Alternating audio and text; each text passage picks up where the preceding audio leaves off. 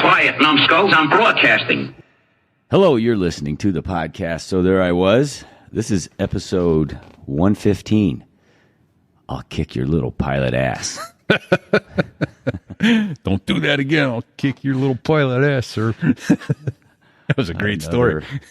Outstanding story. Yes. Absolutely. Another member of the patrol community, U.S. Navy Patrol Service, joined us, and some cool photos I'll try and include with the show. One in formation on a Russian bear. Very nice. Yeah, Swede. Cool. Our guest was Swede, and great story about that as well. The call sign Swede. Another boat school graduate. Right. And like you said, member of the patrol community. Yeah. With more great stories. You know, I learned something new about that community every time we talk to one of those guys that I didn't already know. It's pretty cool. Yeah. It's a cool mission. And our next one, we're recording tonight, actually, as we record this intro. So pay no attention to this when you're actually listening to it on the podcast. Our next show is with another member of the patrol community. He wasn't a pilot. He was a flight officer. But he told me yesterday he's got over 37,000 hours of flight time. Holy shit. Yeah. That's a lot. Vietnam vet patrol community, and we'll be talking to him, his call sign Messman. But, hey, sponsor of this episode is FTIratings.com, Flight Training International. If you need an ATP or ATP CTP or a type rating, go do it the right way. Indoors, no heavy lifting, nice air conditioning, no danger of getting into a flat spin and winding up dead on the ground. Because you're doing single engine ops and a light twin. Don't do it. Oh my gosh. Yeah. You don't have to smell the smell of dirty socks. Right. And 100 low lead leaking somewhere that can't be found. Right. And use your veterans benefits too. Mention our show, get $100 off. We'll talk more about that during the show. Cal Stewart, who has been donating for some time now, Fig, has upped his level to section lead. So thank you. Yeah. And I'm thinking a call sign of gas. Why? Why, you ask, Fig? Why? Why would you suggest that? Well, initial CS. CS gas. That went right over my little bald head, but I totally get it. CS. CS gas. Yeah. Gas. And excellent. You guys may remember that we had a gent who his son got a ride to school on his 9th birthday in a helicopter and has been donating to the show. And Marcus Ponte and his son Sebi, and we've talked about Sebi before on this. And I guess last week Sebi asked why he didn't get a call sign, and Marcus quickly said, "Hey, be careful what you ask for, because your last name, it could end badly, son." But. But we also know that Sebi is short for Sebastian, who was the crab in The Little Mermaid. So, Sebi, you are heretofore known as Crab. Welcome aboard, Crab. Glad to have you. Yeah. Hey, we got a 5-star rating. You want to read it, or you want me to? I don't have it in front of me, so you're going to have to read it. I do. 5 stars, count them. Excellent. I'm closing out a 30-year career in active duty and reserve Air Force. While not a flyer, I have many friends who flew, and the stories remind me of them and make my gut hurt from laughing so hard. I want to thank you for your military service and the service you provide now. Best regards, Carl. Thank you, Carl. We appreciate that. Yeah. Excellent.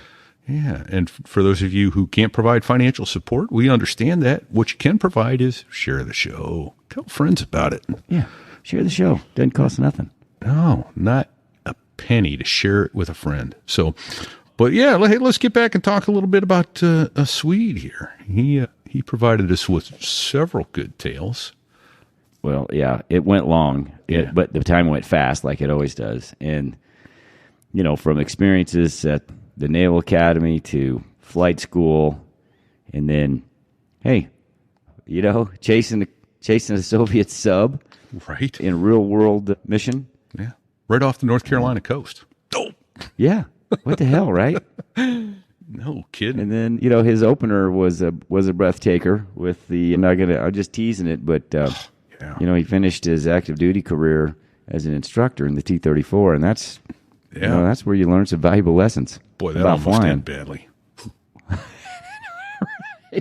Right? Could have been bad. Oh, man. Yeah. So from the opener, I think we close out with his opening story. So you have to listen all the way to the end to get to it. But that was good stuff. And then talking about being a 3P and a P3. So that's the third pilot. And it's just, like you said, their crews, they fly together all the time. So even though once he got his aircraft commander qual, he was still a 3P for a while. Damn. Low man on the totem pole. That shifts my dyslexia into high gear Right. when we say that. Yep. Little dyspeptic. Dyslexic. Something or other. Anyway. Hey, you know what? I think the best way to get past that, Fig, is to just get out of the way. Let's get out of the and way. Listen to them. And there's no ejection seat handle. There's no collective. I don't know. Don't feather your prop. Don't sit on the condition lever. There you go. That feathers the prop. This here is a true story about crossing the pond When? at night in the world's smallest cockpit on the tanker through the weather. Oh, and to the tanker crew who did that, thanks a lot. We really appreciated that. I'm just kidding. No, I'm not.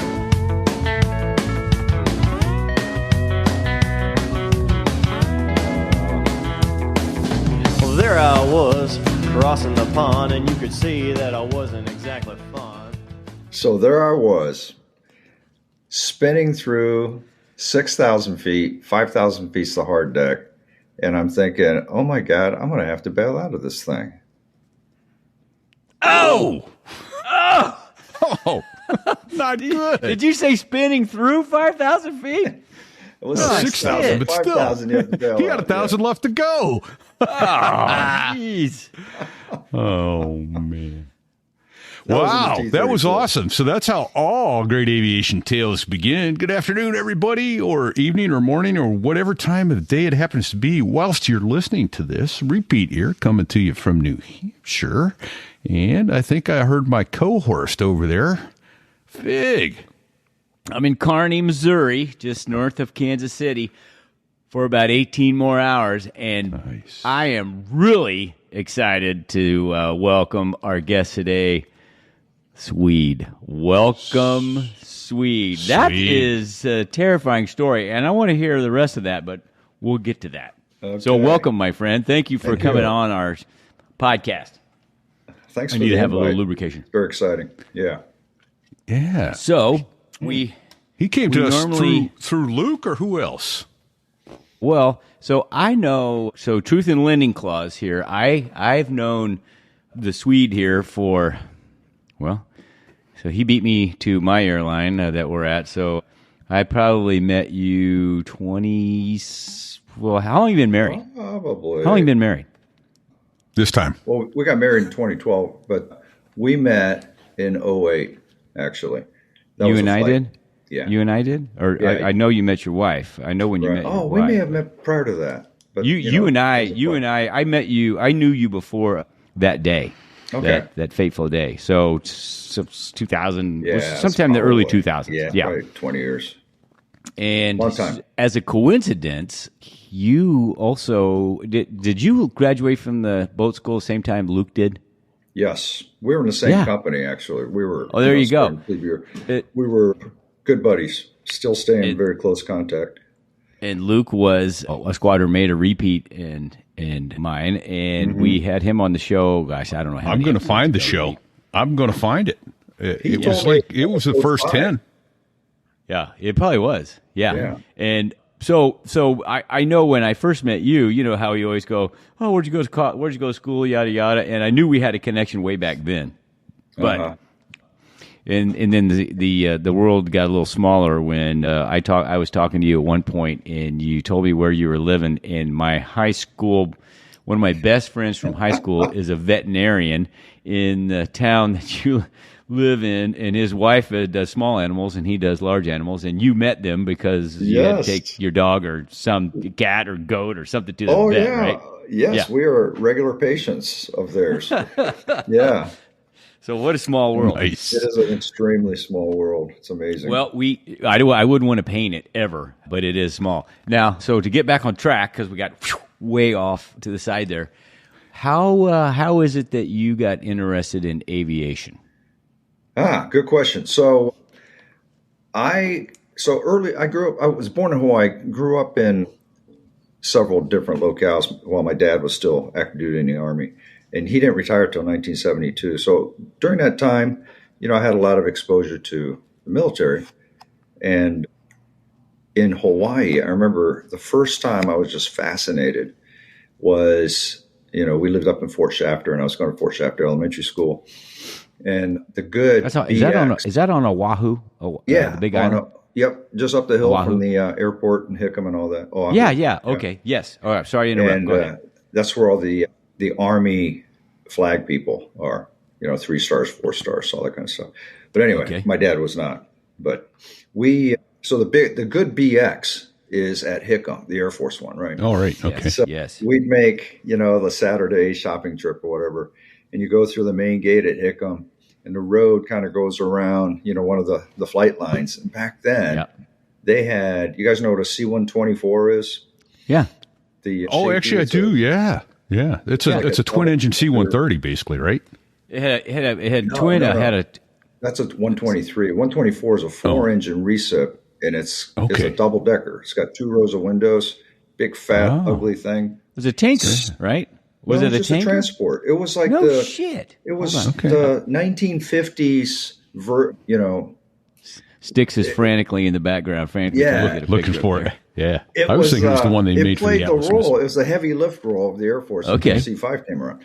So anyway, those are sitting out there on the flight line, and I just thought that was the wildest thing. Something that big could go flying.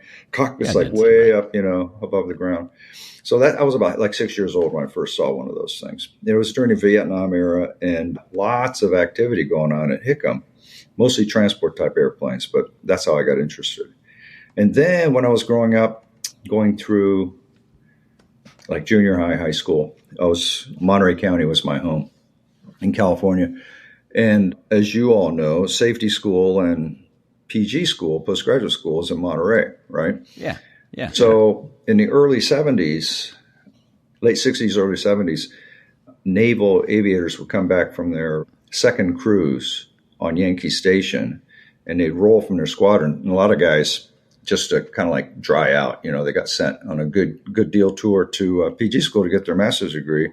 And back then, those guys would just grow a beard and hang up their uniforms for 2 years while they're studying, drawing, lieutenant commander pay. And so these rather civilian-looking guys were combat pilots, and one of them lived around the corner from me, and he happened to be a Naval Academy grad also. He was a A4 driver. And I thought, oh my gosh, that is what I want to do. And my little league teacher or my little league coach was another naval aviator. He was a Stoof pilot, S2Fs. Okay. Yeah. And another kid, there was a kid whose dad was a Vigi pilot, and I mean, it was just, I was surrounded by naval aviation. And then my mom at the same time she was a customer service agent for United in Monterey Airport. And so, I was in 4th or 5th grade. She would go to work during the summer. There's no daycare or anything like that back then. So either I stayed home as a latchkey kid, or she would take me. There's a Stoof. Yeah. Take me and my sister, and we'd hang out at the airport during her shift. And then every time a 727 would come through, she would have to greet it and do all that as a gate agent. Yeah. And then she'd take me up to the cockpit, and the captain's still sitting there because they're just turning and going back to LA or whatever. And that's the first time I sat in a cockpit was a 727. And so I had the bug. Nice. I had the bug from early on. Oh, how could you not?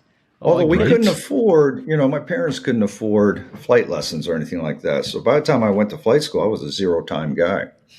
And even at the Naval Academy, there was a flying club, but I didn't participate in that because, you had very limited amount of free time to do stuff. And I'd rather go down to Georgetown and chase other I don't understand that, Swede. I don't know why. Okay, but that's okay. Well, all right. There it is. That's a C-124. Oh my God, it does look like a C. If you don't look past the If you don't look aft of the U.S. Air Force there, it looks kind of like a C-5. In a way. I'll be damned. Yeah. Actually, I see 3 rows of windows, but it's a double-decker, huh? Oh, yeah. So, and then, that nose up there underneath the radome, that whole mouth opens up, and that's where they load it. So, I mean, you can imagine, a 6-year-old kid seeing that about 100 yards away on the flight line. Sure. I was just mesmerized. So for those of you listening and driving, close your eyes and imagine. No, don't do that. Don't close your eyes. Google C-124 because we just put it up on the video stream. Sorry. Awesome. Okay. Of course, I never got to fly such a thing, but whatever. That's okay. That looked really big and slow. Yeah. Which was probably a little slower than what you ended up flying. No, I'm not throwing darts. Not stone thrones. So you graduated from the Naval Academy. What year was that? Swede? That was 1983. Whoa, okay. That's a good year right there, my friend. Right. Yeah. Okay. I was.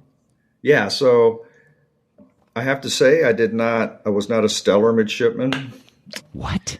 Probably because of the fact that I should have used 90% of my cerebrum in academics, but instead it was more like 10% academics, 90% on how am I going to get over the wall and go to the University of Maryland to sorority row or whatever, There you go. Right on. It was the liberty. Again, I wasn't the only guy that was thinking like that. Yes. In fact, but you know what you call the anchor man?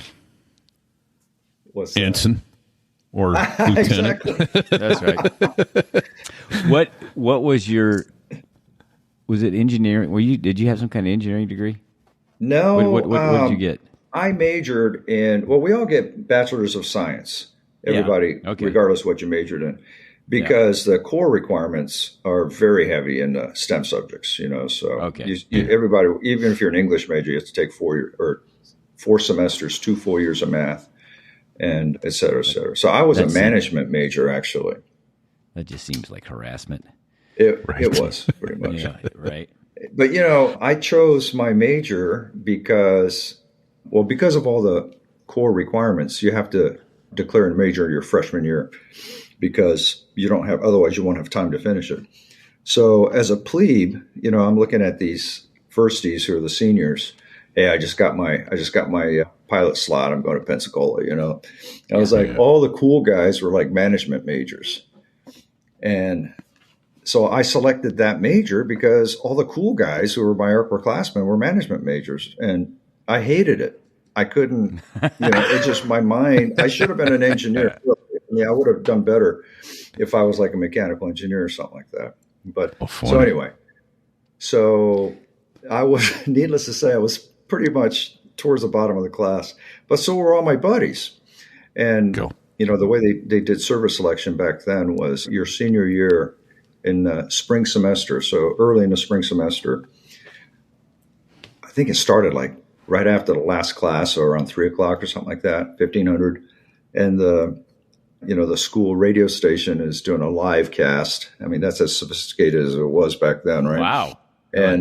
And they have the entire class in a list and in order of your rank. And it's basically based on your GPA, but your military bearing grades and all that kind of goes in. They call it the QPR, which stood for Quality Something Report. But anyway, or rating or something. But it's like a GPA.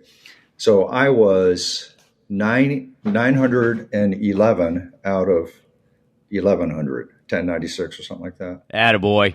That's So I was counting, I had a piece of paper and I was like counting off all the pilot slots being taken. I was listening to the radio.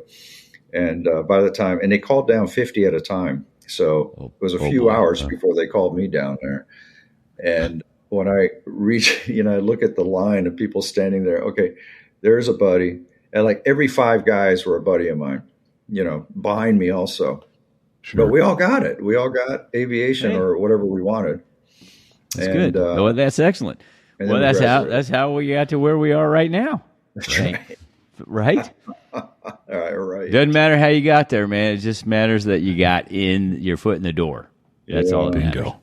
Absolutely. So you showed up in Pensacola fall of No, 83? they had a pretty big pool. So I didn't start AI, as they called it back. You guys went through AI. Aviation Yeah. Indoc. What Yeah. they call it. Yeah. Yeah. So I started that in April of 84. So during that time, I Wow. was Almost a stashed year. I was stashed in Moffett in California, near San Jose in Silicon Valley. And that was the big West Coast P3 base. And the West Coast P3 Admiral's headquarters was there. So I was on his staff as a coffee boy or whatever. Okay. But that's where I got, the exposure to the VP Navy. Okay. And per diem check cashing, not sleeping on a ship type. Yes. Not sleeping on a ship. Well, we did Midshipman Cruises, right, while at school. And it was pretty funny. My senior cruise my youngster cruise where you play the enlisted man. You wear dungarees and you chip paint and swab decks and rust picker. stuff like that. It was on a World War II era oiler in the Mediterranean, and that was awesome. I had a really blast. cool. All right. Oh my God, because you work your ass off all day, and it's all physical work. You're hungry as hell, and you stand the chow line, and you chow down, and then you're dead tired, and you go to bed. Unless you got to stand watch or whatever. It was good stuff. I loved it. Nice. But our senior year, my first class cruise, now you're playing the part of a junior officer. And I was on a Spruance class destroyer. It was a fairly new ship, and it was during its home cycle. So it was home ported in San Diego. So every Monday morning, it would pull That's tough out. duty. Well, every Monday morning, we'd go out about 50 miles off the coast, and they do engineering casualty drills all freaking week. And then they pull back in on Friday afternoon. You get the weekend off. So, that was good. And then you go back out again. It was terrible. So I remember in the debrief, when we were about to leave the ship, the XO of the ship was a great guy. He was a basketball player at the academy when he was there. And he said, so, is there any way that I could convince you to go surface warfare? I was like, I don't think so, sir. No way. He was recruiting, but you weren't in that recruit mode. No, I was not going to do that. But anyway, so the Admiral Staff was pretty influential in the VP selection thing. So, we started primary and up at Whiting, and I did fairly well. I mean, not bragging or boasting or anything like that, but I did pretty well in primary. So I could have I would have got my first choice, in other words. Nice. And that made it difficult because now I had to make a first choice instead of, my dream sheet was just props helos. And now I'm like, well, I'll get jets. Then I thought the only thing I could think of was, crap, I'm going to end up as an S3 guy, needs of the Navy. Right. And they have more pilots than A7s, for example. So I was like, I don't want to be an S3 guy. If I have to do that mission, I'd rather do it off a concrete runway in a P3. Yes. So I ended up choosing props. Okay.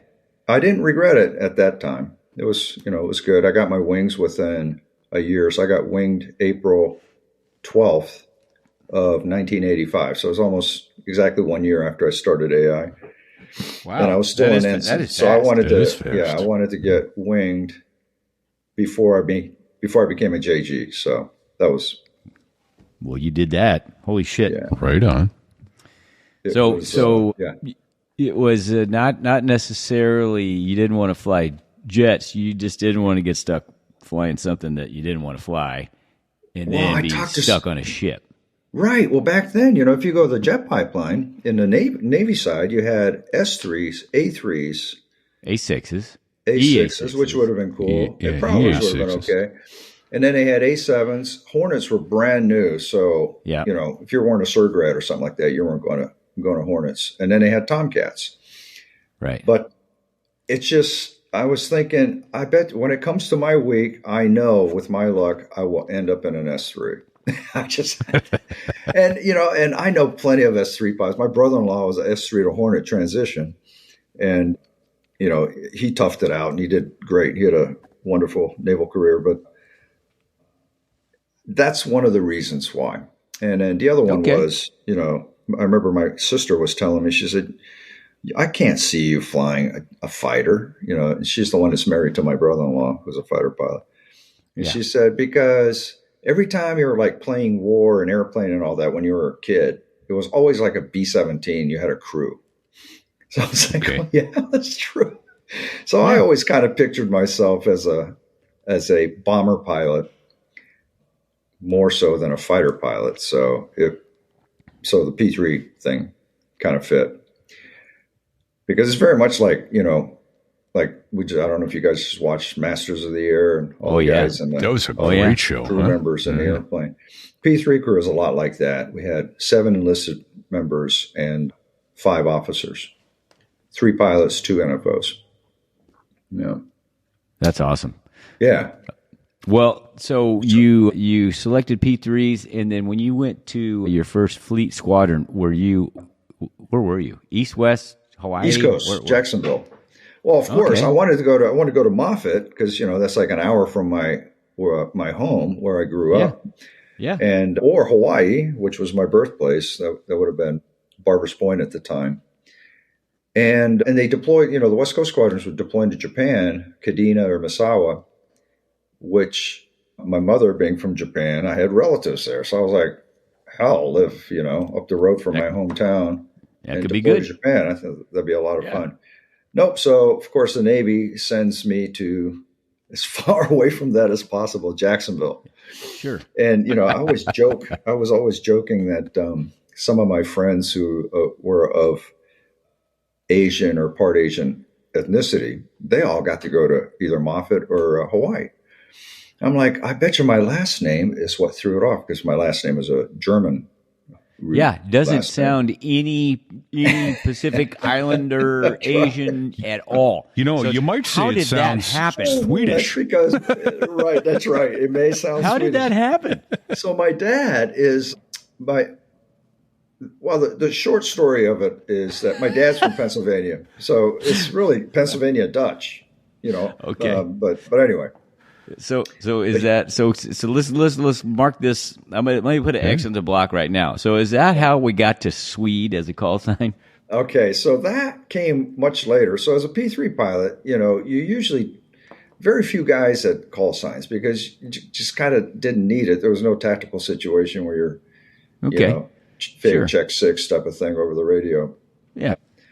But when I was instructing, so I went back to Whiting after my P3 tour and I was an instructor in BT6, and I had an on-wing student who soloed. So it was at his tie cutting, he gets a chance to roast you, and then you get a chance to say what a knucklehead he was as a student and all that kind of stuff. Sure. And this kid he was like a 19-year-old NAVCAD. So we had NAVCADs going through, who only had 2 years of college. Right. And he was a great kid, but literally, he gets in a cockpit on FAM 1 and he said, "Sir, let me get this straight. If I push forward on the stick, then airplane's going to start going down." I mean, it was, oh boy, it was that? like that. I'm like, oh my God. Oh boy. But he was a great kid. Trees so get he bigger. soloed. He passed his check ride and soloed. And so we're talking about that stuff. And so when it came time for him to roast me, he said, "Well, I don't really have much to say about, Lieutenant here, but when he called me on FAM 0, the day before our first briefing, he had this deep voice and, I was probably out down at the Sandshaker or something and, right. Whatever. But anyway, so I guess my voice was kind of gravelly that night and I was kind of stern, I guess, in my speech. And he said, he goes, "So I was picturing this. Oh my gosh, this guy, he must be like a 6'5" blonde Swedish guy." And I was quaking in my boots, waiting in the ready room the next morning. And in comes this little Asian dude. And he says, "Are you NAVCAD pointer? Come on, let's go brief." So he, that was his story. Yeah. So ever since, yeah. so all the rest of the other students that were there, they're like, sweet. So next day, I show up to work and they had a name tag already made for me for my flight suit. It said Swede on it. So all right. Well, that's a good story. Well played. It could have been a lot worse, I figured. There are a lot worse call signs to have. Don't we all know? Yes. Right. So, yeah. Anyway. So hey, wait. Why we're there? VT6. What years were you instructor there? 89 to 91. So I got out on June 30th of 91. So my separation day. I just missed you. Did you go through VT6? Yeah, but I went through VT6 in the summer of '88. So okay. I was in and out before you got there. Right. Yeah. Grouch was the senior Marine. He was my on wing. Oh. Chuck Spencer. Yes. Remember him? Oh, yes. Yeah. He passed away. Yeah, I knew that. Yeah. I mean, just shortly after I had left, I think. But, oh, yeah, he was awesome. Then, the Marine Major that replaced him, which I cannot remember his name, but he was also awesome. He was an A4 Mike guy.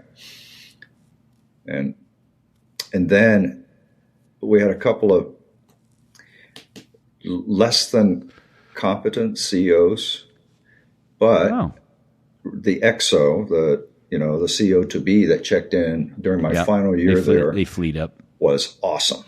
He was a guy was call sign Flex. He was a Tomcat guy who screwed up his back in an ejection, and so he couldn't fly ejection seats anymore. So he would have gotten Fleet Squadron Command, CAG, and probably a couple stars if everything physically worked out okay for him. But he ended up with a command of he got a miscellaneous command tour, which was VT6. But what a great guy. He was a true leader. He knew that, I was a very cavalier young junior officer, but he kind of saw through that. And he was fun. So he used to hang out with us too. There weren't too many single guys. I was still single at the time. There were maybe a dozen of us, so yeah, we knew where to go every night of the week in Pensacola, as you could imagine. Yep. Nice. I can't imagine. Nope. That was a fun place. I blocked that part out of my memory. So back to your first fleet tour in the P3 in Jacksonville, were you guys in and out of the Med a lot? Like we Sig did. Yeah, we went to Sig in 1987. That was our deployment in 87. So we arrived. In fact, it was funny. Yesterday, or a couple of days ago, 4th of July, I was trying to remember where I was during those deployment years on the 4th of July. So 4th of July, 1987, we were actually passing through Rota on the way to Rota, Spain, on the way to Sig for the deployment. And shortly after I got there was when I qualified as a PPC, which is Patrol Plane Commander. Okay. And that's Aircraft Commander in the VP Navy. Just as an aside, though, little history lesson, if you will indulge me. Do it. Yeah, man. So the VP Navy, the Patrol Navy, Patrol Aviation in the Navy, was the very first naval aviation thing. That's my squadron in 86.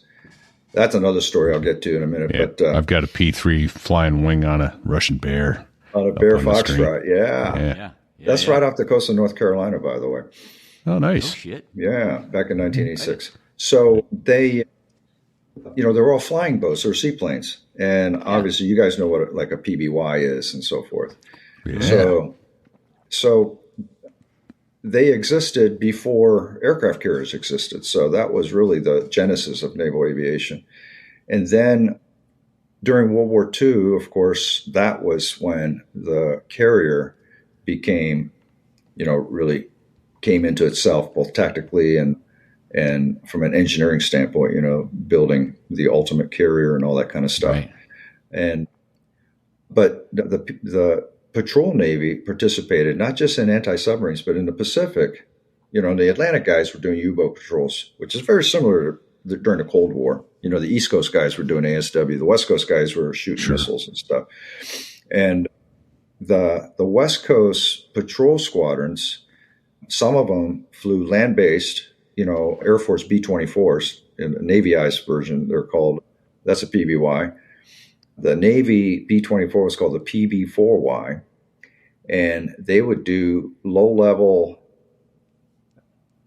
bomb runs on island outposts and stuff like that. And, the PBYs out of Guadalcanal were flying night anti-shipping missions. So they're like at masthead height at night, and a PBY can only do like 100 knots.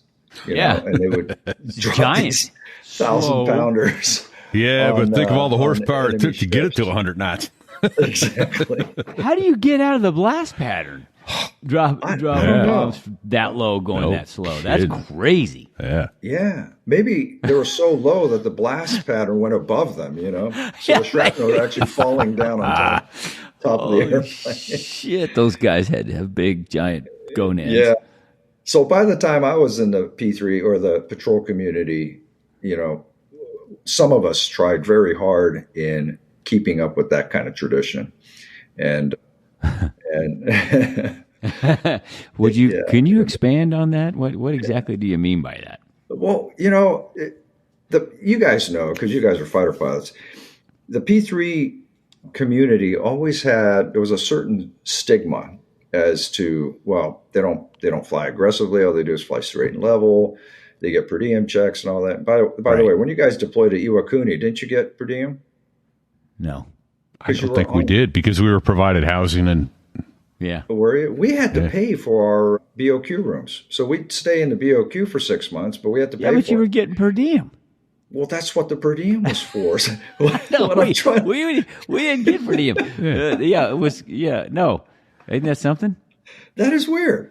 It is weird. It is weird. Yeah. No, we did have to pay. It was mandatory to be members of the club in Iwakuni, and you had to pay your dues at the club. Yeah. But we didn't have to pay. Well, we had to do that too. Yeah. Okay. Interesting. I mean, it was like $6 a night or whatever it was back then. It was outrageous, is what it was. Right? Yeah. Anyway. So because of that reputation, a lot of us wanted to, especially being in Jax, Cecil Field Master Jet Base was just 5 miles away or whatever. You guys been to Jax before. We're over at NAS on the river, and Cecil was, 270 radial at 8 DME or whatever. So, we'd run into especially the A7 guys. Those guys were cocky as hell. We'd run into them. I had friends, who were the jet guys and stuff. So we wanted to be at the Spindrifter. That was this nightclub. They had something called Officer and a Gentleman Night. Do you guys ever come to Jax? No, but I want to know about this. This sounds interesting. I mean, imagine how politically incorrect that is. First of all, right? You have to show your officer ID card, and if you're an officer, a commissioned officer, it's free cover charge, and then it's 2-for-1s for the whole night. That sounds dangerous. It was extremely dangerous. It was a very target-rich environment too. Oh, I'm sure. But, all the local, whatever talent was there. But so amongst all the so Tailhook 85, all the A7 guys came back with these T-shirts. It had a picture of a P3. Remember Ghostbusters was big back then, the red circle with the slash.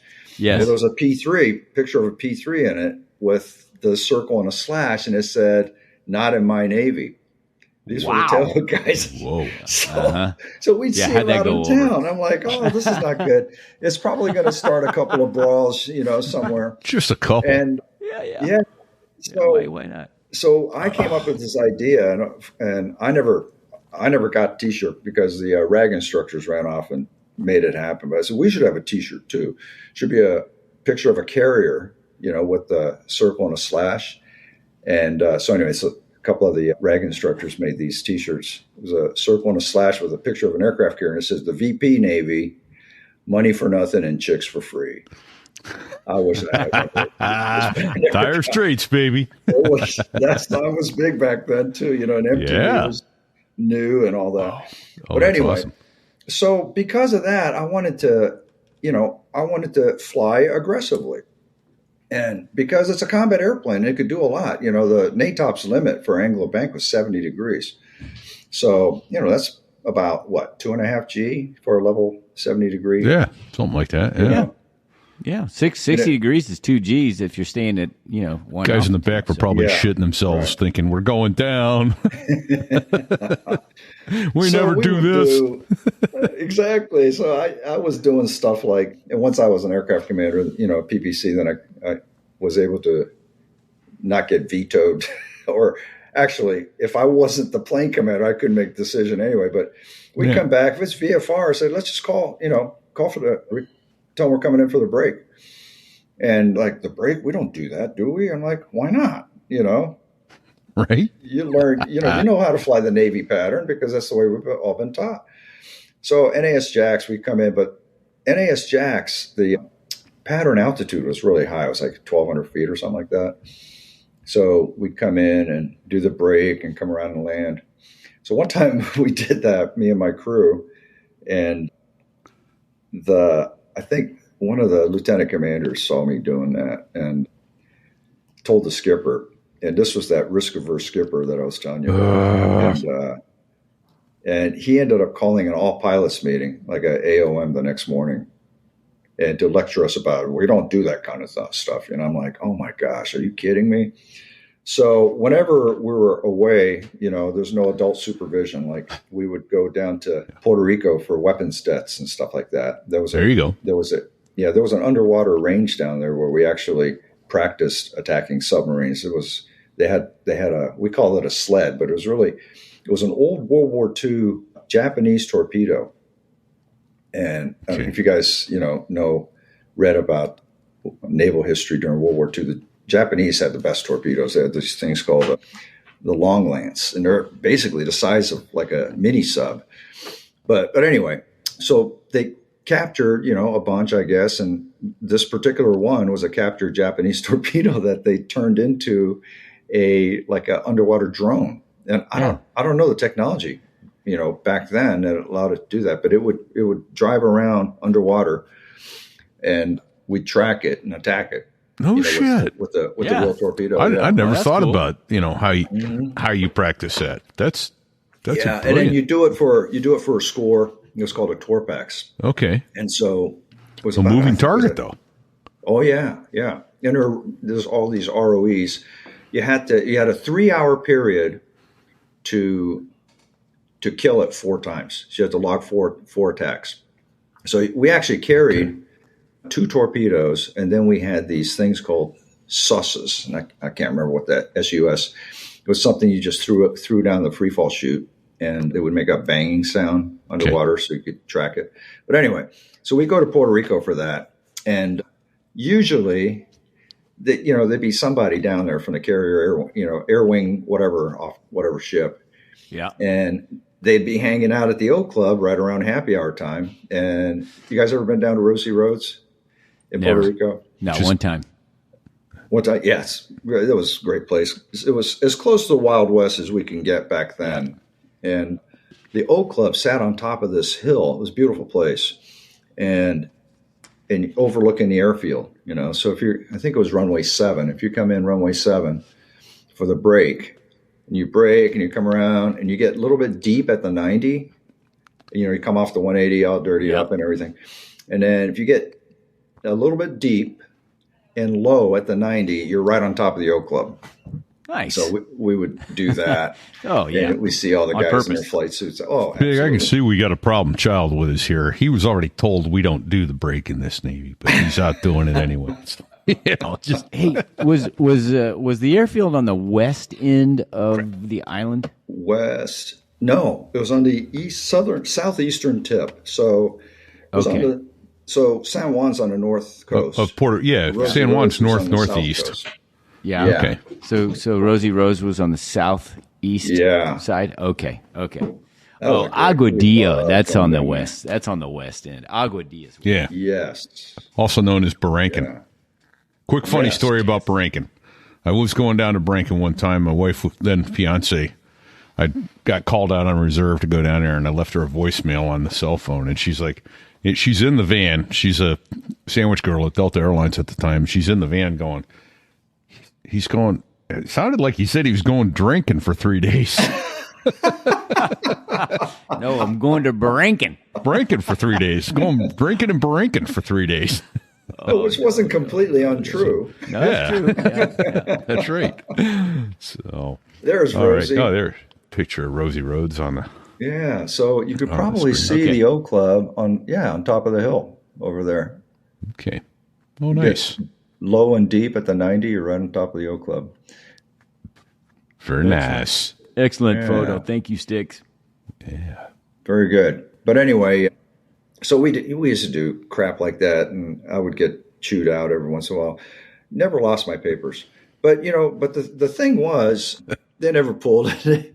They needed me too badly.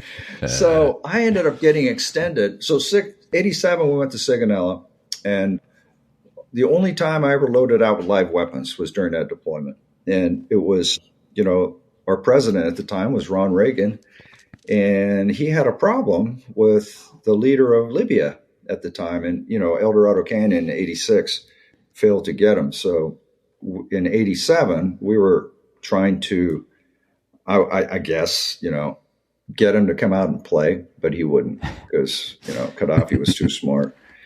So there's always a carrier in the Mediterranean, right, in the Sixth Fleet. So when they swap out, they'd operate together for like 2 weeks. And, when they swap out. And the Saratoga was leaving, and the Coral Sea, I'm dating myself now, right? Think about these ships. Yeah, they're all oil burners. All these ships are razor blades now. I think I shaved with the Coral Sea yesterday. So, and the Coral Sea it was the very first all Hornet air wing. So they didn't have, they didn't have A7s or anything. It was all Hornets. Kidding. Okay. Yeah, it was the very first one. And then the Saratoga had a more classic air wing. So they still had A7s on board, I think, but they had Tomcats, A7s, A6s, et cetera, et cetera. And VS-30, their S3 squadron, they were kind of our sister squadron, and we operated together a lot. And they had a great bunch of guys, and we had a wonderful time, doing very professional things. It was pretty cool. But anyway, you can imagine. So that's the only time so they were working together, and the USS Iowa, the battleship, they were in the Med at the time too. Yeah. So it looked like, they're all anchored in Syracuse Bay, and you could see it when you're on final going into Sig. And I was like, oh my gosh, it looks like something out of, World War II movie or something like that. It was really cool. Right. So they drove into the Gulf of Sidra, right up to the line of death. And they started doing live firing exercises, not to cross the line, but they were shooting stuff over the line because we only recognize the standard 12 miles, international waters. Yeah, they weren't recognizing the line of death. No, they were not. So we were tasked with... To recognize it later. Triple S, battle group support. And, we're in the ops center during the briefing. And at the end of the comm briefing, the briefing officer said, so your downed aircraft procedures are, and I was like, downed aircraft? What the hell are they talking about? And that was the first clue. Then we went to maintenance control to sign for the airplane. And then I said, oh yeah, the duty driver would drive you out to the airplane. We never did that because our airplanes usually just sat right there on the flight line. And we walked out to it. But the duty driver had to drive us around because the airplanes were at the hot spot where they load live weapons. Oh, live weapons. Yeah. So we drove out there, and holy crap, there's a P-3 sitting there with 2 harpoons hanging on the wings.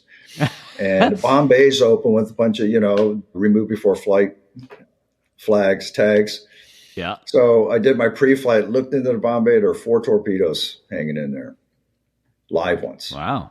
I was like, holy crap, we're actually going to, this is almost like going around. War. Yeah. Well, so the objective was, so our mission, we were on the Benghazi side of the Gulf of Sidra. Okay. And the Libyan Navy had, I think they had like 4 Foxtrot class diesel submarines. They're Russian submarines, which is basically like World War II technologies. They'd spend most of their time on the surface, to charge Just their batteries. breathing and stuff charging. Like that. Right. But if a diesel submarine goes sinker, they're really hard to find because they're quiet. Once it's on, electric motors, you can't hear them. Okay. So the battle group commander was super nervous that these guys are going to get underway. So they said, the briefing was, you guys are free to shoot if even one line comes off the pier to get this thing underway, because we don't want that thing anywhere near our battle group. Yeah. Wow. So Wow. That was pretty good. Before things, I'm like, I'm like Sierra Hotel.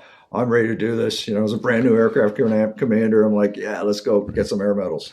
I think about it though. Trying to go weapons tight and lose an aircraft carrier. You do not want to be that keg. No. It's the ROE right there. Yeah. So we launched, and we're flying. We're doing so our patrol altitude was probably somewhere around 700 feet or something like that. So we're flying along.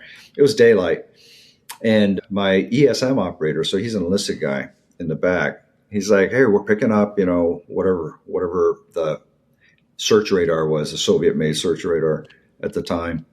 And then I can't remember the NATO code word for the fire control radar for the SA-2. So that thing came on. Yeah. And it wasn't high PRF yet, but it came on. And he goes, "Holy shit. I think they might be locked on us." I'm like, crap. So, you dive the thing down to 200 feet, firewall the throttles, you put, whatever the emitter is on your 6, and you run away as bravely as possible. That was our defensive maneuver in a P3. He was mighty Sir Robin. He bravely ran away. I did. So that was the end of the only mission that I had live weapons on our airplane. Oh, man. Yeah. But so high PRF cool is pulse repetition frequency units to tell you when they're getting ready to launch a missile basically at you. So, man. Yeah. Terrifying. Well, good plan to run away and fight another day, because, It is a good plan. You don't have the weapons to deal with that. No, we don't. And we didn't have the maneuverability to, you can't jink in a P3. No, it's like bringing a club to a gunfight. Can't do that. Exactly. So, but the other cool thing we did in the airplane was, so that Sig deployment, we'd come out, and usually before the beginning or the end of a normal ASW patrol, well, back then it was Soviet Union. The Russians were the Soviets, and everything, in that theater of operations was NATO. So we could pull into all the Western European ports, like whether it's Italy or, the French Riviera or Spain or whatever. But, and even Africa. So Egypt was on our side, and, Turkey and Greece were part of NATO. But the Soviets could not. So the only friendly port that they had was Dubrovnik in Croatia, which was Yugoslavia at the time. Okay. But that's up in the Adriatic, so they basically trapped themselves if they went up there. So all it was it was a military presence thing. So that's why our carrier was there. And they spent most of their time in port. So they pull out of Cannes and, go into Saint-Tropez, and they pull out of there, and now they're in Monaco. And they're having a great time. But the pilots didn't like it because, they start losing their currency, and then they pull out just long enough to requal everybody and pull back into port. So the Russians didn't have the luxury to do that. So they would anchor off a country that were not unfriendly to them. So like Tunisia was one of them. And there's a like a bay, like a gulf on I guess that would be the east coast of Tunisia, called the Gulf of Hammamet.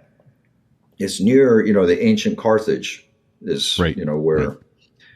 But anyway, so they would go and they anchor in there just to save fuel money, right? Because instead of steaming. So the Saratoga battle group was transiting from the western side of the Med to the East Med over towards Israel more and Syria. And so I was on the ready alert, and they launched me because they said, go to Hammamet and see if the Slava is there. Well, the Slava is that Russian cruiser that just got sunk or a year ago or 2 years ago, got sunk by the Ukrainians, that first one that they sank. Yeah. With all those missiles, up and down. And it was named something different now, but back then it was the Slava class. And it was supposed to be the carrier killer with all those cruise missiles. So Sixth Fleet wanted to know, and that was the quickest way to get intel for, Sixth Fleet instead of, they didn't have, I don't know. Anyway, to get eyeballs on it, we flew a P3 over there, get eyeballs on it, report it. And that was the quickest way. Yeah, right off the coast there. So basically the way we did that was we launched at a SIG and you chop VFR, due regard. And we turned south or on the south coast of the southern coast of Sicily. You have to avoid Malta because Malta didn't like us flying through their, TCA or whatever, Class B airspace. And then we'd come in at like 500 feet.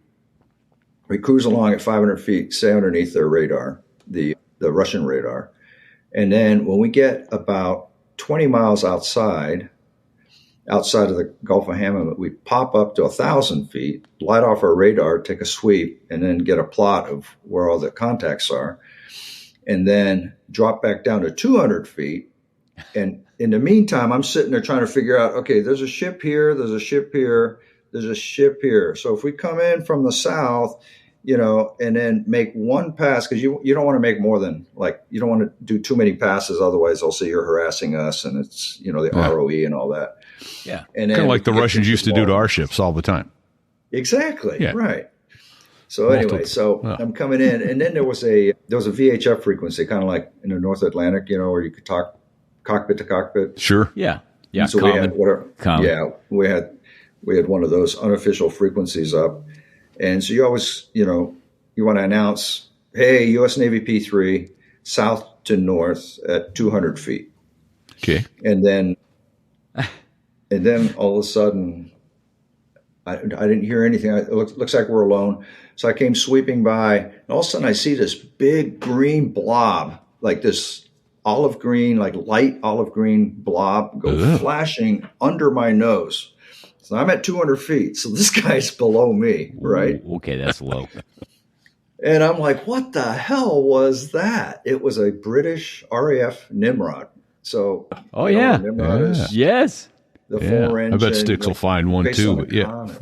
Oh, yeah. Those guys. And the Brits, they're flying like they're still flying in the Battle of Britain. Yeah, those guys were awesome. I love working with those guys. Yeah. But anyway, so he goes flying by. Then all of a sudden I hear on the radio, sorry about that, chaps. I didn't see you coming, Oh, I'm like, crap, that scared the crap out of me. So anyway, needless to say, there was no Slava.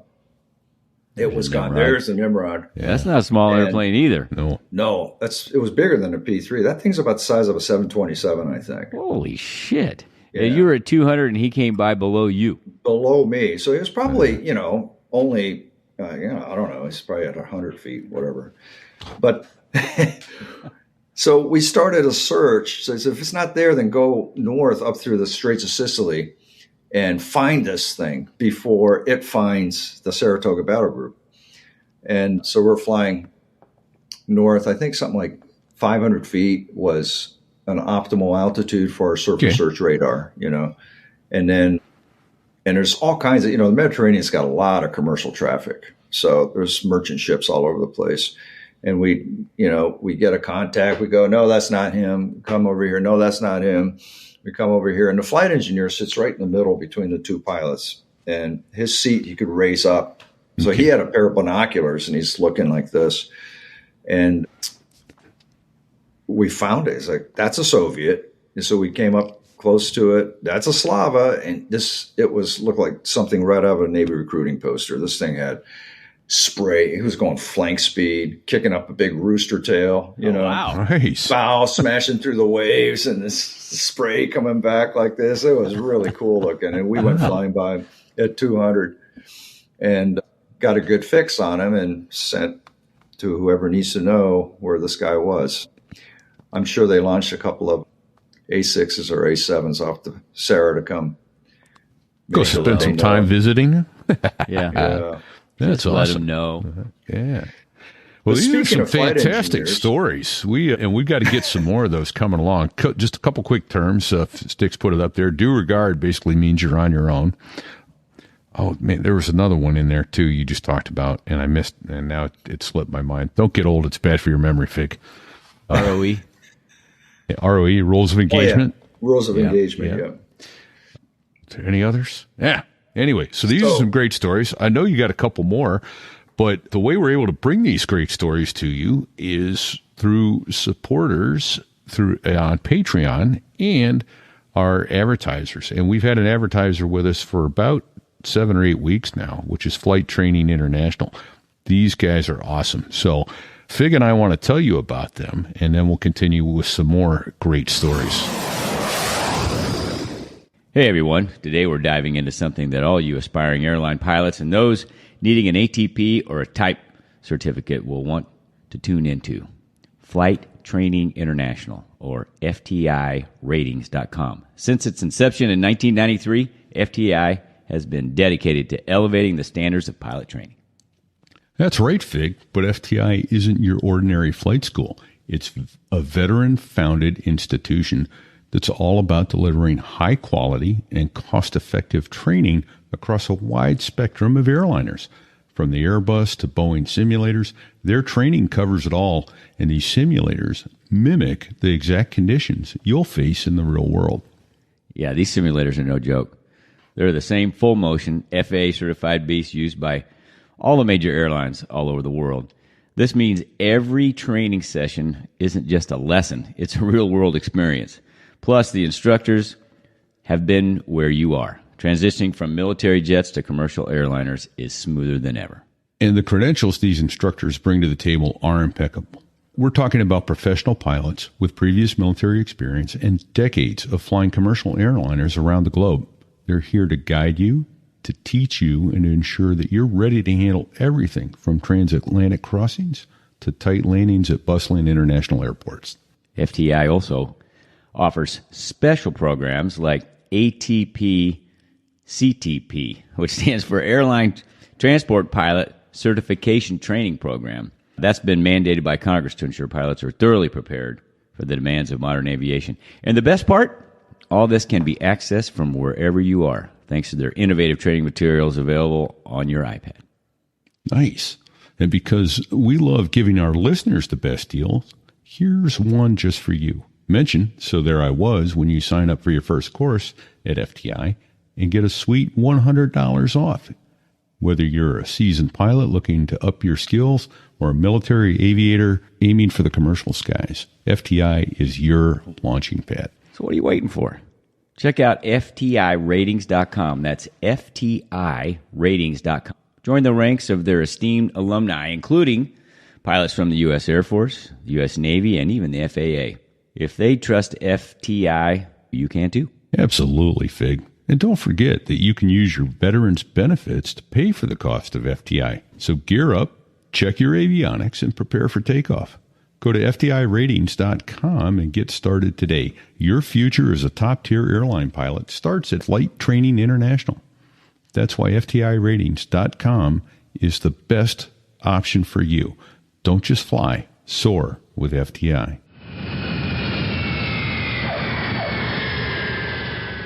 Oh, man. Thanks to FTI for supporting this show, guys. We really appreciate your patronage. And if you're thinking about it, there's no better way to do it. As Fig and I said, go do that.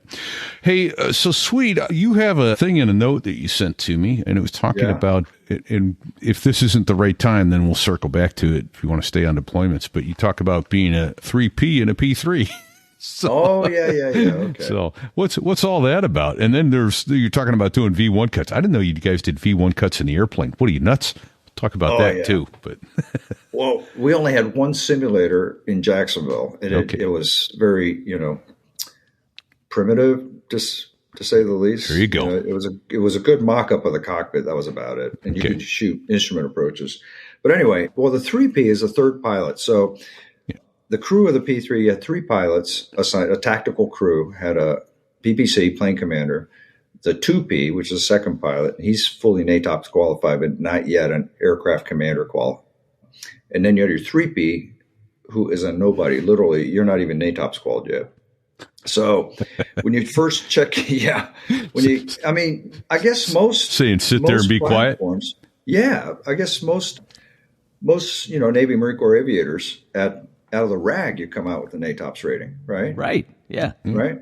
So not in the P3 Navy. No shit. You come out, you've been trained and you got so many hours in the P3 now, but you're nothing yet. And you get your NATOPS qualification once you get your fleet squadron.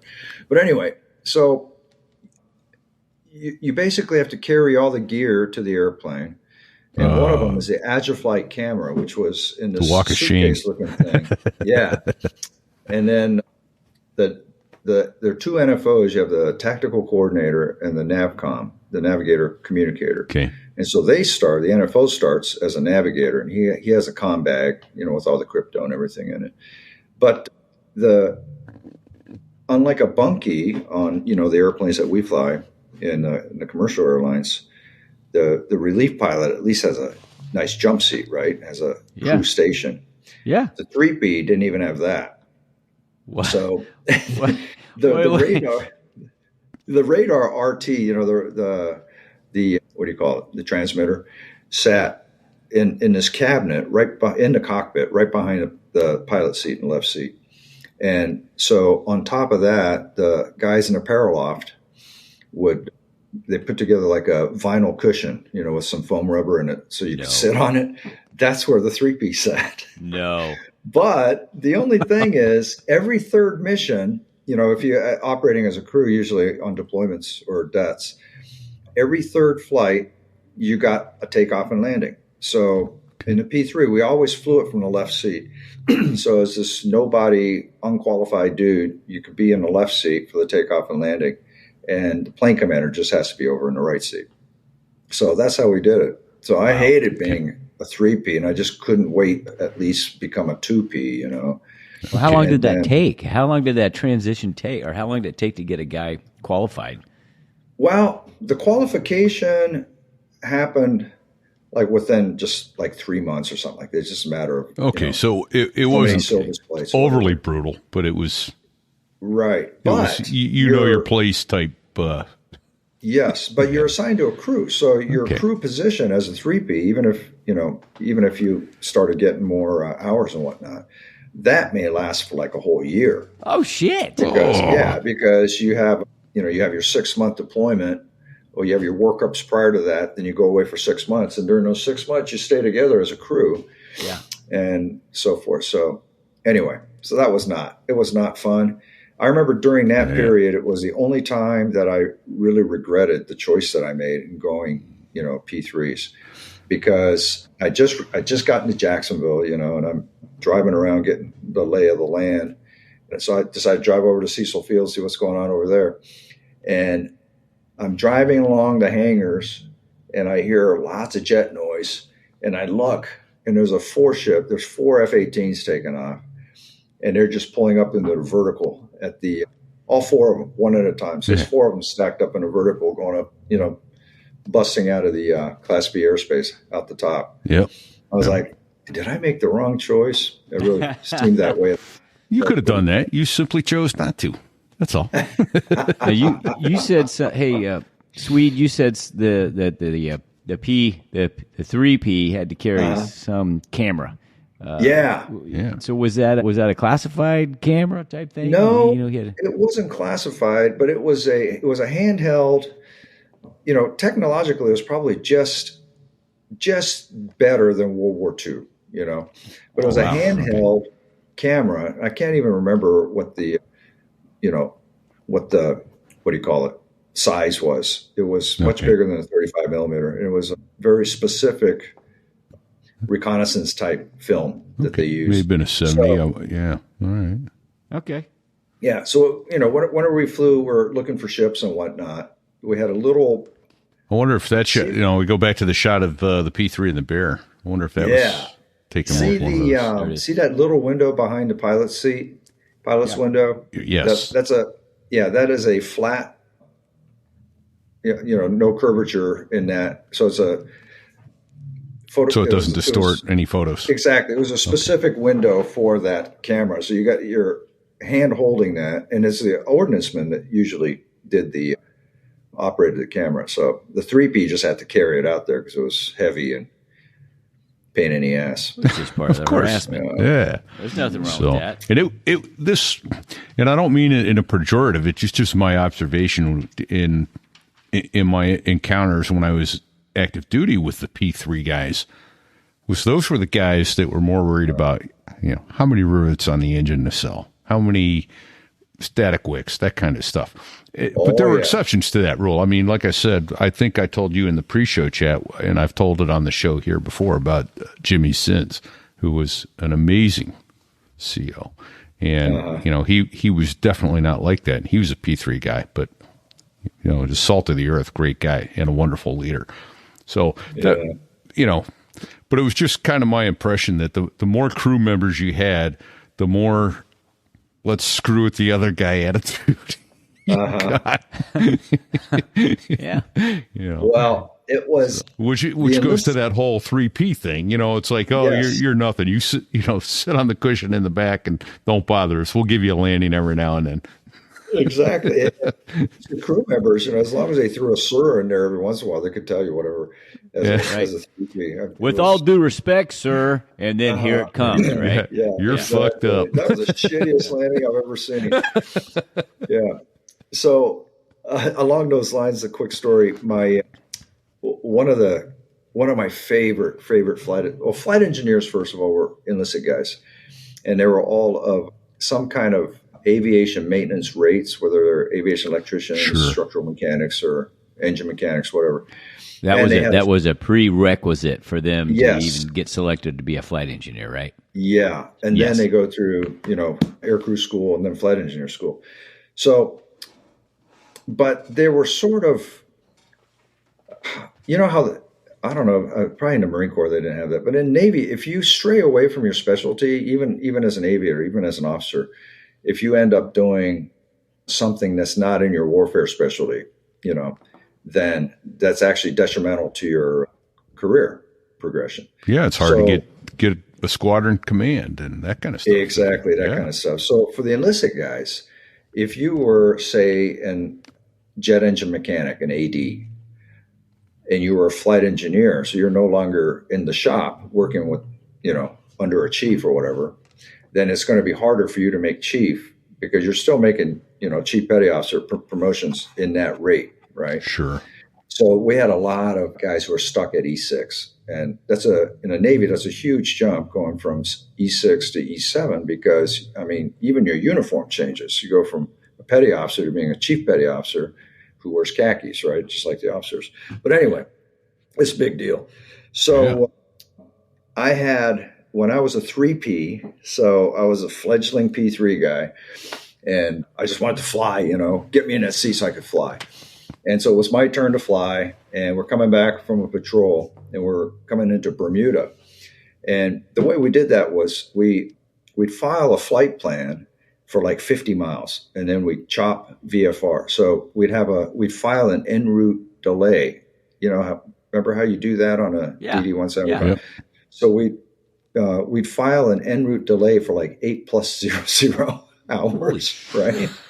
And then we recover at that same point. An 8-hour delay. You're good. That's how we did it. So, we come back, then we turn everything on, transponders and everything. And then we call Bermuda approach or Bermuda center or whatever. Hey, we're here and, clearance back to Bermuda. And then they said, descend and maintain, whatever, 1,000. So I clicked the autopilot off and I grabbed all 4 power levers and I just slammed them to idle, and I pushed the nose over. And then I feel this vice-like grip on my right arm. And it's the engineer sitting back there. His name was JT. And he was a first-class terminal E6, first-class petty officer. And he goes... Terminal. Yeah. He grabs my arm and he goes, sir, you do that again, I'm going to take you out behind a hangar and I'm going to kick your little pilot ass. I'm like, holy crap, what did I do? Hey, at least he said, sir. What did I do? I'm sorry, Yeah, what did I do? The thing was, Chuck, you flew C-130s. Remember NTS and oh yeah. We had the Pitchlock same and all motors. that? We had the same motors Right. and the same props. Yeah, So, they're I just totally the get it. P3s. They turned them upside down and stuck them on top of the wing, right? Right. Yeah. That Oh is no, I get exactly it. So you start NTSing on those motors. Right. If you have too Props. fast of a, power lever movement, you could, the props basically slamming back to flat pitch, and it could think Negative torque. that- NTS right. is negative torque sensing or system, right? Yeah, something like that, where the prop is actually driving the engine instead of the other way around. So it's not a good thing. So that's what he was getting at. So he said, you have to be gentle with those power levers. I was like, oh crap. But it was funny. He goes, I'll take you out behind a hangar and kick your little pilot ass. Love that guy. Well, at least he didn't say fat pilot ass. You're good. Still in shape. He said that guy was, so this was 1986. He enlisted into the Navy in 1967 to avoid the draft. It's still an E6. Wow. Right. He thought, well, if I'm on a Navy ship, at least nobody be shooting at me. Well, so he went to aircrew school. Well, he went to A school as an aviation electrician. They sent him to aircrew school. And then they assigned him so he gets his orders. And he was telling me the story one day. Yeah. He gets his orders and it says, HAL 3, Helicopter Light Attack Squadron 3. He goes, No. What the heck is that? And where are they? Oh, they're down in South Vietnam in the Mekong They're Delta. Dang. So, yeah. So he was, HAL 3 was the solitary Navy Huey gunship squadron. And they operated with the swift boats and the PBRs and stuff like that in the Brownwater Navy and the rivers down there. And so he was hanging out the side of a Huey with an M60 as a 17-year-old. Yeah, This and guy he enlisted in the Navy so he wouldn't get shot at. Exactly. That didn't work out so good. HAL 3. Yeah. He was, oh, what a gem that guy was. He was cool. And he taught me a lot. He taught me a lot about. They always say you're going to learn the most from your senior enlisted, and I sure as hell did. Boy, you got that right. Yeah, that's spot on. Was that from Apocalypse Now? How can you shoot women and children? You just don't lead them as much. Yeah, just don't lead them as much. Yeah. Hanging out the door of a Big guy, Huey. PBR big guy. Yeah. He actually JT had a story very similar to that. Okay. Really? And, yeah. But I was going to segue from there to. So fast forward to now 1989. I'm the plane commander, and I was senior to my TACO, so they made me the mission commander, which was crazy. But so I was in charge of all of that. So every time we went out on patrol, I was literally matching wits with the Sean Connery character from Red October. Right, yeah. So The U-boat commander. That's right. The Soviet submarine commanders down there. And so the way he's going to do a crazy Ivan. Yeah, exactly. So, that book came out when we were out on deployment and doing this stuff. So the only thing that Clancy really didn't get into was what the P3s did. So we were reading that book like, crazy Ivan, where the hell did he get that? Because, that's like industry lingo, So what happens is, or I should say back then, all the main Soviet nuclear submarines were in their North Fleet, which is all based on the Kola Peninsula. Okay. Which is, northern in the Bering Sea, whatever. Yeah. The one on the Soviet side. Yeah. And then they deployed to the Med because we have a carrier there all the time. So they had to have a missile shooter to neutralize a carrier. So in order to get there, they had to transit all the way down to North Atlantic and pass by places like Keflavik and Scotland and Lodges. And then they go through the Straits of Gibraltar into the Med. And it was, like I said, it was mainly a presence thing. So because he was there, we'd have a fast attack nuke in the Med or, multiple. And we have an entire P3 squadron in Sigonella, dedicated to keeping track of that guy. So because of that, they have a fast attack submarine. So there's, how it builds up, and it's a cat and mouse thing going on. So during our 89 deployment, we were tasked with tracking the southbound transitors so that we know exactly when, or I should say the JCS level, they know exactly when the the Russian submarine enters the Mediterranean. Then, then there's a count of how many days. So they're all are, if you guys fly transatlantic, all are ETOPS alternates. Those are all P3 deployments. Yeah, yeah. So anyway, one time we were out there, and the 2 flight engineers on my crew were together. They had over 20,000 hours. Oh my God! In a P3, which is tremendous for a Navy career, right? Yeah, right. Those guys, that's all they did was fly. They went from fleet squadron to fleet squadron, back to the RAG to the fleet squadron, whatever. So we could probably build the damn airplane in their sleep. Yeah. The way it worked, so as this guy was transiting down from there, like off the coast of Scandinavia, the Norwegians would fly on them. They had P3s. Then as they entered the U.S. sector, our guys out of Keflavik would be on top of them. And then the Brits, the RAF would take over. This is the same target as he's transiting. The RAF would take over out of Scotland. The French may or may not participate, so you never know. So a lot of times they end up going unlocated. So the continuity of contact usually, gets severed in the French sector. And then the U.S. sector, again, is out of lodges when we take over. So, but we'd find them, and we have continuous contact. And in order to have continuous contact, you have to be relieved on station by your relief. Oh, so both airplanes have to be there at the same time. All right. And with a buoy in the water in contact, right?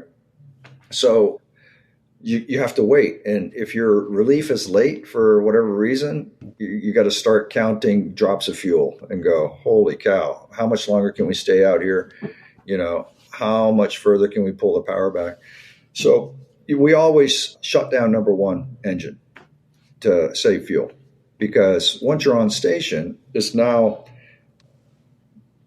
pounds of fuel is fuel flow per. Yeah. So why number 1? Why not 2 or 3 or 4? It was designed. It was actually a good question. It was designed that way. Number 1 engine was designed to be shut down, so it had no accessories on it. There's no generator, no nothing. No kidding. All right. Yeah. Okay. You didn't so lose it was just for takeoff and landing, and then you could shut it down and save fuel.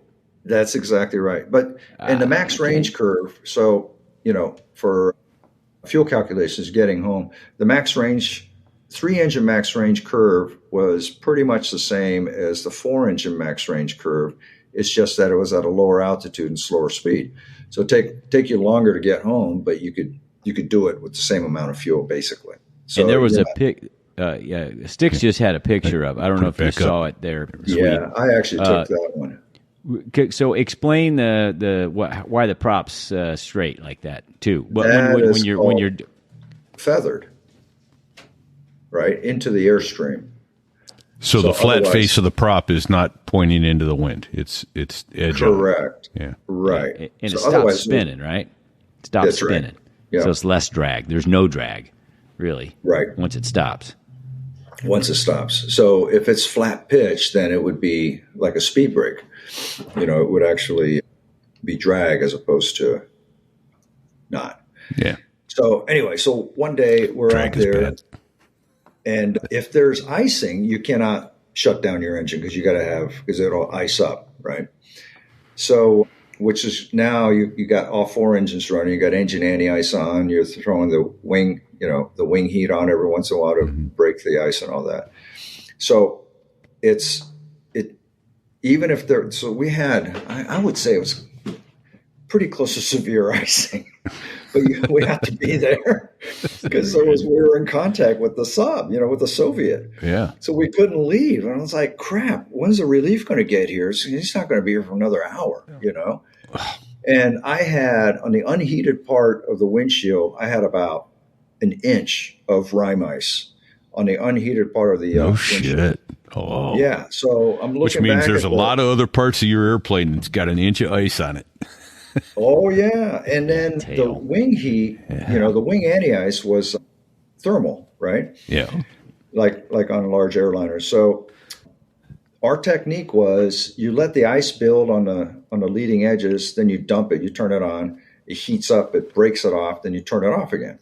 Right. So what you're trying to prevent is the flow back. right? So if the leading edges are warm, the precip's going to hit it and then flow back, and then it'll freeze on top of the wing where you can't touch it. So anyway, so we're in that kind of condition, and we're tracking the guy, and the TACO or the sensor operator goes, he's turning, target's turning. So TACO gives me this steer to the left. He's like, come around over here. Let's drop a buoy over here. So I roll into just over 30 degrees angle of bank, and the airplane goes, it starts stalling. What altitude were you at? We were about 1,500 feet, maybe. Holy shit! So our freezing level went all the way down, almost to the surface. Yeah, there was no room for error then. So I'm like, holy crap. And IMC, mind you. So, we're completely in the goo. And so that was an interesting lesson learned. So then we finally got relieved. We turned over, we made a hot contact, or hot turnover, as they call it. That's something you always want to do. And so we started climbing out of the goo. And once we got, once we're clear and we're in the clear, the engineer reaches up and, he turns off the engine anti-ice switches. And one of them, I can't remember which engine, I think it was number 4, the light wouldn't go out. So the engine anti-ice light is not a valve position light, but it's a thermal sensor, right? So if you turn the switch off and you see a torque drop, a shaft horsepower drop, that means, or shaft horsepower increase, I'm sorry, then that means that the valve closed because you're bleeding air off of it, right? But if the light is on, then that means there's still heat going out to it somehow. So it's still sensing heat, which means you may have a bleed air leak, which means you have to shut down the engine. Yeah. So we're like, oh man. So I said, okay, E-handle number 4. So you shut it down. So long story short, we were the heroes because, we made a hot turnover, ice all over the airplane, number 4 feathered, like, we took some battle damage or something like that, and returned back to Lodges with good intel. So that was cool. Wow. Went up to the O Club, of course. Yeah. So, and let me back up just a little bit. So what you were describing earlier is you were in the turn and the airplane is starting to buffet, and that's the airplane telling you, hey, I'm about to fall out of the sky because my aerodynamics is not nice and clean like the airplane was designed to be. I got shit all over me and I'm just going to quit. And when you hit the water, it's several hundred knots. Self-critique. Good luck. It's self-critiquing. Yeah. I'm glad you did. I'm glad you didn't die, Swede. Man, you used a term. Hey, you used a term that I don't know that we've covered. JC. You talked about the JCS level. Yeah. Joint Chiefs of Staff. Okay. There you go. So Pentagon. This is high level. Right, real high level. So we got tasked with some JCS level stuff. Most of it had to do with intelligence, surveillance type stuff. So one of them was, we circumnavigate Cuba. So that was out of Jacksonville. We'd go south, and we'd fly around Cuba to see how they reacted to certain things. And, at the aircraft commander board, the PPC board, it's usually the skipper is the chairman, and then you have a couple of lieutenant commander types and a couple of JO IPs, and they're grilling you and all these things. And one of the questions is the final question at the end, and it's this gouge. It's like, never land in a communist country. Yes, right. You just never land in a communist. It's gouge, and they try to get you to so they paint a scenario. Yeah, it's good. Good gouge. All right, now, Swede. So you're doing it's called a PARPRO mission, Peacetime Aero Reconnaissance Program, or something like that, around Cuba. So you're on a PARPRO around Cuba, 30 miles off the coast, and all of a sudden you get fire warning, number 3. What are you going to do? So you start reciting the procedures, E-handle 2 or E-handle 3, HRD discharge. All the immediate actions, yada, yada, yada. Yeah, because, I know. We know you know that. What are you going to do now? Well, is a fire. Oh, check for second. We know you're going to do that. Fire's not out. It's still burning. It's going to burn off your wing. What are you going to do? Well, I guess I'm ditching that son of a bitch is what I'm doing. I'm going to turn north towards Key West. And I was, no, you don't have time to do all that. Havana Airport's right there at 10 o'clock. Yeah. Go you're go to on Havana final basically for Havana. with all the secret equipment on. Go to Havana. Exactly. I'm like, no, that's sir, what I'm trying to get you go to say. that way. Well, the wing's burning off now. What are you going to do? You're going to die. Well, okay, then let's get ready to ditch. That's okay. Prepare for ditching, gentlemen. That's what you're supposed to do. So that just triggered a thought. I don't know what year it was. This was probably a long time ago, but in my mind, it was like a week ago. There was a midair, right? There was a Chinese fighter. It was Easter 2001. And the P-3 diverted into a Chinese. It was Chinese right? airport. Yeah, and that was that. Yeah. Right? Didn't they keep the plane? Well, they gave it back after they took it apart. But that was after they reverse engineered all the shit. Yeah, that EP3 had much more intel stuff. A lot more classified crap on it. Yeah. Oh. Yeah. So we were all, not to Monday morning quarterback the thing, I think, but except he was all fucked up. I remember calling my P3 buddies and going, "Aren't you supposed to ditch? Didn't they tell us we're supposed to ditch?" But anyway, that did happen. We weren't there, so we don't know. Yeah. Maybe he tried to ditch. Maybe they were trying to ditch and they accidentally hit the airport and stopped. Yeah, whoops. I'm going to ditch. And they ran out of room to ditch and they actually slid onto the air. Yeah. That's what happened. Come on. There you go. That's what happened. Yeah. Well, you know what? We've been going at this quite a bit here. We're a little over an hour and a half now. And I want to circle back to what you opened with. Going through 6,000 feet in a spin. Roll. Now, I'm assuming you had a student in the front seat, maybe? Oh, I was solo. So I was doing an FCF. Let's talk about, on an FCF, you were spinning? Was it just to make sure it was rigged right? Yeah. Tell the story. I'm going to get out of the way. Tell the story. So as a T-34 instructor, to get any kind of solo time, you have to become a maintenance pilot, right? So they just wouldn't let you take an airplane out by yourself unless you had a student. So you got to be productive. So that's the whole reason why I became a maintenance pilot. And so I was doing whatever card that was that you did after the rigging was touched, whatever, if it's a flight control thing. So that's one of the tests you have to do is make sure the airplane stays in what they call an erect spin. You guys remember that term? I don't know. It's like a steady state spin. It says erect, meaning up. Yes, upright, not upside down. Blue side up, not brown side up. Yeah. Right. Okay. Yeah. So what you do is you have to test it both ways. So you get up to, I think it was like 10,000 feet. You get into the spin up there, and then you get the airplane spinning, and then once you feel that it's stabilized in the spin, you have to let go of the controls to make sure that the airplane stays in it, and then you put the anti-spin control. You would think you would want it to come out when you let go of the controls. Just saying. You would think. Yeah. Yeah. There's that beautiful T-34 Charlie Mentor. Oh yeah, that thing was, man, I had a blast flying. I did too. I thought it was a great plane to fly. Oh yeah. So I started to say I went. So it was a right spin, and so to get out of the spin, stick slightly forward to neutral and full left rudder to get out of the opposite rudder to get out of the spin, right, and then you recover, neutralize, recover. So the next time I had to go left. So I went back to 10,000 feet, got into a left spin. So now we're spinning left, let go of the controls. Everything looks fine. Okay, recover. Left rudder. Because that's what I did the last time, right? Yes. Holy shit, it's not coming out. I'm like, left rudder. What the heck's wrong? What am I doing wrong? And the airplane's spinning. I see Pensacola Beach going like this below me, I look at that. And 5,000 feet is our hard deck. We got to bail out because we didn't have you don't have time much after that. Like World War II, right? Yeah. And so I'm like, oh, crap. I think I just saw 6,000 go by. Then suddenly it clicked in my head. Idiot. Right spin and left. Right rudder. So I stuck the right rudder in there, and the airplane goes smack, and it snaps.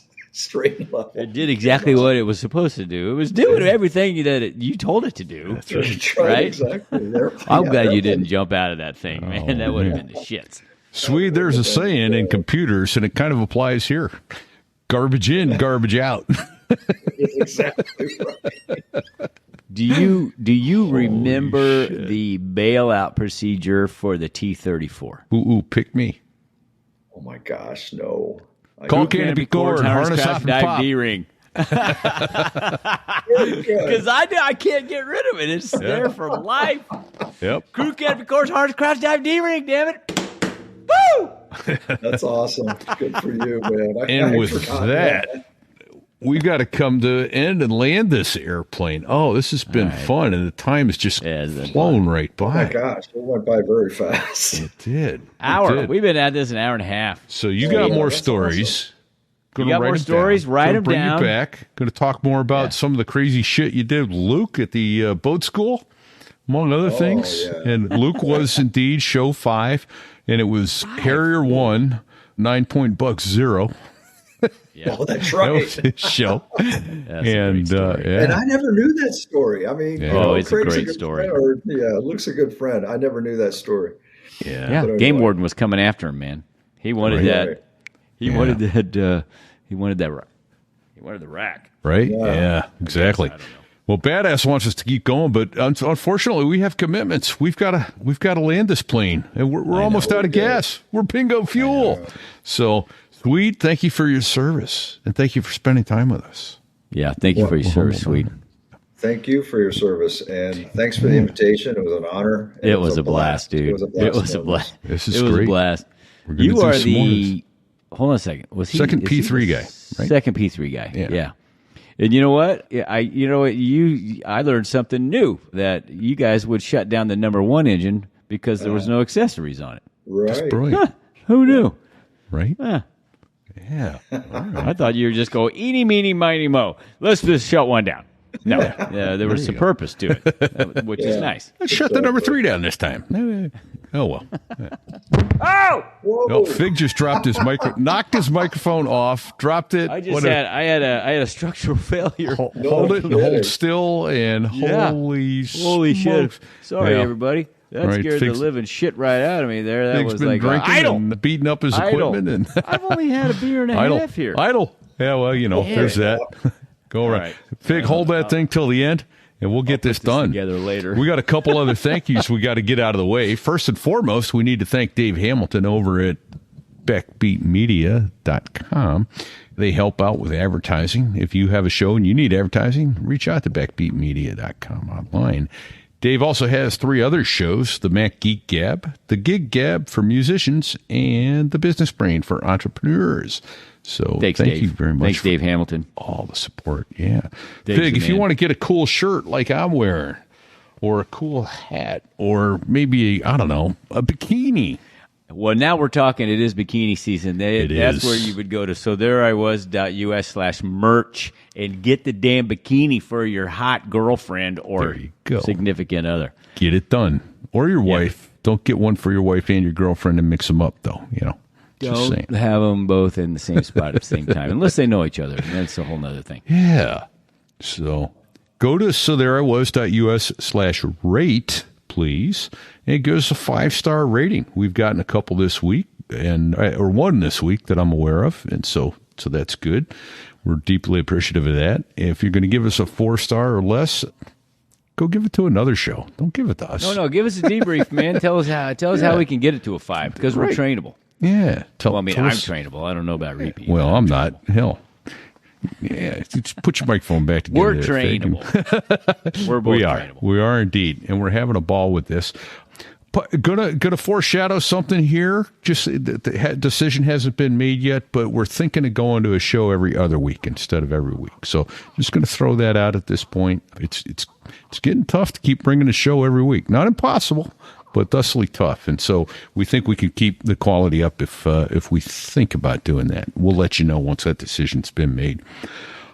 Let's see who else. Oh, to all the people who are demonstrating serious lack of judgment and throwing their hard-earned money at us. Oh my gosh! No God kidding. bless you and thank you. We're humbled and grateful, People going to sotherewas.us/Patreon or to our direct donation page and giving us their hard-earned cash to keep these stories coming to you. This is not a cheap proposition, and you make it possible. You really do. We couldn't have kept this up this long if it hadn't been for all the help from the wonderful people who support us there. And you get extra stories. For those of you who are supporting us, you know this. For those of you who aren't yet, and you're thinking about it, you get an extra story. Try to do it every week with somebody, and nobody else gets those stories. So we try to make those fun. And let's see, what else, Fig? Anything else we're forgetting? Well, that music reminds me. That's the 2 Air Force F-16 pilots that make the Air Force sound good. They do indeed. Dos Gringos. Dos Gringos. Count them both. They got 4 albums. There's not a bad song on any one of those albums. As a matter of fact, if you want to laugh your ass off, listen to a couple of those songs. Get them. They're on Amazon, Spotify, anywhere you find good music, they're there. So there you go. Hey, thanks, Sticks, for all the great help you've been today producing the show, getting things up in the background. You're doing it almost before we even think about it, and we're grateful to you for your help. Bago's running the show over there at Facebook. Facebook.com/sotherewas.us. Got a little over 1,400 members on our page. Share the show. It's growing. Share the show. Doesn't cost nothing. Just share the show. No, doesn't cost nothing at all. I don't know, Fig. Got any advice until next week? Well, don't sit on the ejection seat handle. Don't bail out of a perfectly good airplane. How's that? Yeah, put in some right rudder. I like that one. Right rudder. Right rudder. There you go. Let it rip, Tater Chip.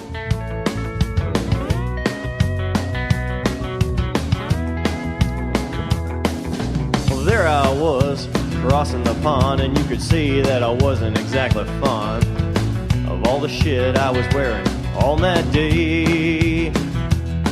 Now an F-16 is cramped enough, but it's even worse with all that stuff supposed to save your life. But we knew there was no way. 'Cause when you're going down the North Atlantic, man, it's over. He said something about it being what? He said it's over. Oh. Mistakes were made. Oh, yeah. Yes, they were. Yeah, we're out.